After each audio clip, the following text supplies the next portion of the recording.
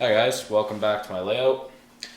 Figured I'd do a layout update for everybody, seeing as how I haven't done one in quite a while. I have some new stuff to show you, as well as some progress made on some scratch building. So without any further ado, let's get started. So we'll start off here at the scratch build. This first completed structure I've built completely from scratch. As you can see, I'm still kind of messing around with the rooftop detailing kit that I bought from Walthers. I'm just trying to figure out how to situate them on the roof. But this is the my first completed scratch build. I did a little bit of weathering on that side, but it didn't turn out the way I wanted it to, so good thing it faces that way. But I think it turned out just okay. I mean, my biggest problem, or the biggest problem I had with building this structure, was when I went to paint it, the paints, I had a hard time getting the color that I needed. It's just a trim clad tan brown, and it was not coming out as flat or as flat of a color as they promised. So you can see it's quite glossy there. There's a bit of sheen to it. So I've had to actually restart a couple walls because it just was so glossy. And the roof is just a piece of, .18 sheet styrene, and I spray painted it gray, roof underside black, and just put some sand over top of it. And looking on the inside, I still plan to do a little bit more work in here. I plan to put some I-beams or whatever to detail it a little bit more, and for now I just have this little office that's overlooking the shop floor, and I'll detail that as well. Also, I'll probably be doing some detailing on the inside of the office. So my plan is it's just kind of a maintenance of way, truck repair or whatever. Eventually, maybe it'll get rail service, I don't know yet, but that's how that stands. So after this scratch build is basically completely done, I'll move on to the ethanol building down at the other end, and hopefully that one will turn out just a little bit better. But I guess experience is everything when it comes to the scratch builds. Alright, let's move on. So here's something I haven't shown you at all, I don't think, and that's my Fremo module. It's still a work in progress, obviously, and its original plan was to have like cornfield, wheat field on either side of the tracks, but now I'm starting to second guess that a little bit, and my new plan is to have a bit of a rock cut. So basically what's going to happen is that it'll only be about 3, 4, 5 inches high, 5 at the very max, and it'll taper off towards the end of the module, and the road will kind of cut through there too, cut through this side of the hill as well, and there will be just a big rock face on either side of the tracks, which I think would make it look pretty interesting.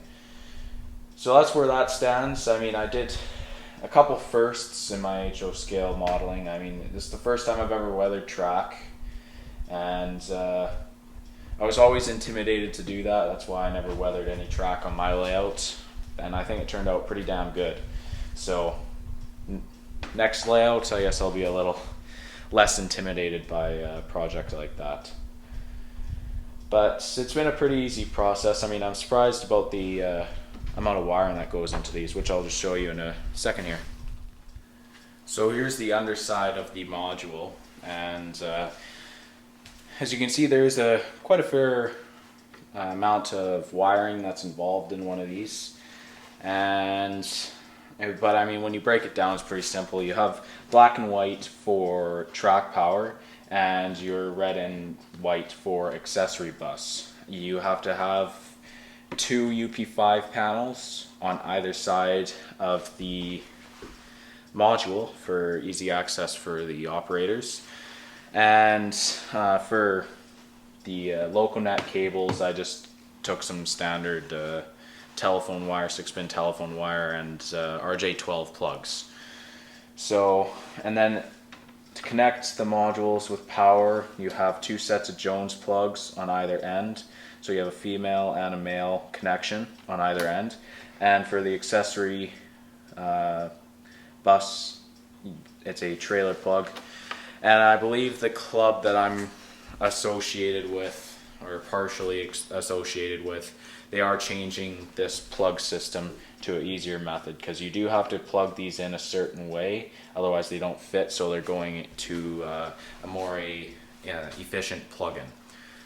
So that's where the wiring stands. I mean, it's nothing too crazy. It gets a little bit more complicated when you start adding switches and signals and all that fun stuff. So next module, I plan to do something a little bit more interesting, so to speak. So another small project I've been working on is reconstructing this hill here for the road. The reason being is that the angle at which the bridge up top met the descent down into the town was too sharp and didn't quite look right.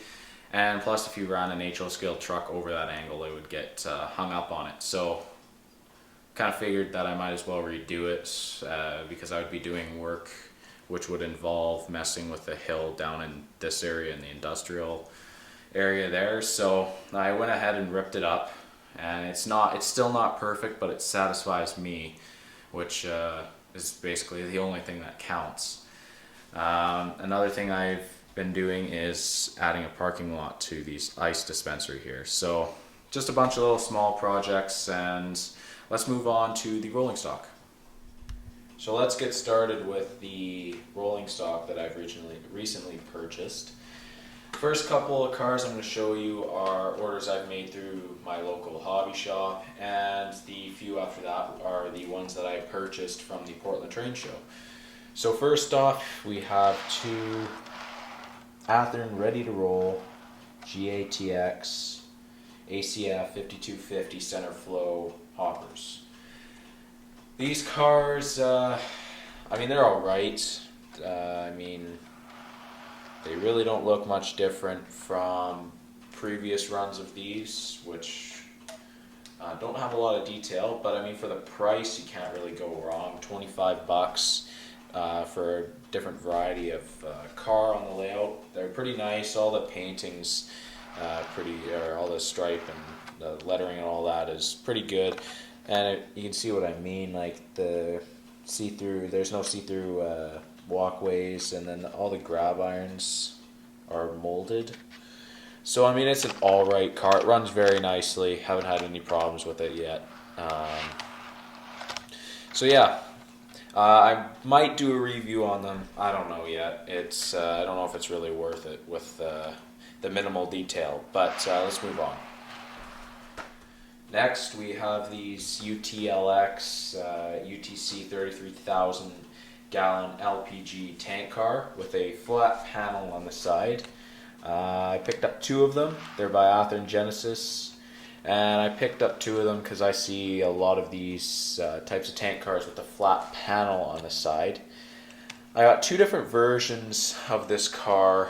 I got 2 more in a Procore paint scheme, and they're pretty nice. The Procore paint scheme, or this style of tank, is the later version with the walkway on top. And I will be doing a review on those 4 tank cars, probably just one of each paint scheme. They're very nicely done. I mean, the price with the Canadian dollar coming from America wasn't great, but that's kind of the odds you have to face when you're purchasing that kind of stuff. But other than that, they're great cars. I definitely recommend them. So at the Portland Train Show, of course, I did some shopping, and I picked up 5 new Trinity 5161 cubic foot covered hoppers in 3 different paint schemes. This is the GATX hopper. Then next I got 3 of these CP rails, which are very, very nice. I'm quite happy I found them because I see them all the time on CP freights and grain trains.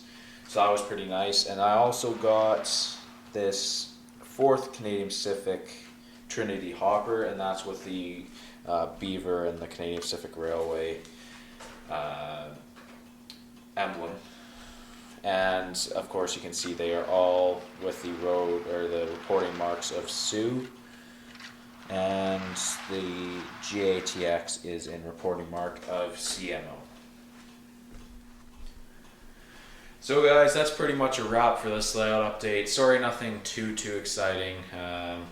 It's just been a long, hot summer, and I've been very busy with working and vacationing, so it hasn't given me a whole lot of time to get up here, but that's okay because winter's coming and modeling season rather will be starting fairly shortly, so hopefully I'll get more done in the later days to come. But as always, thanks for watching. Don't forget to comment, like, subscribe, and see you next time.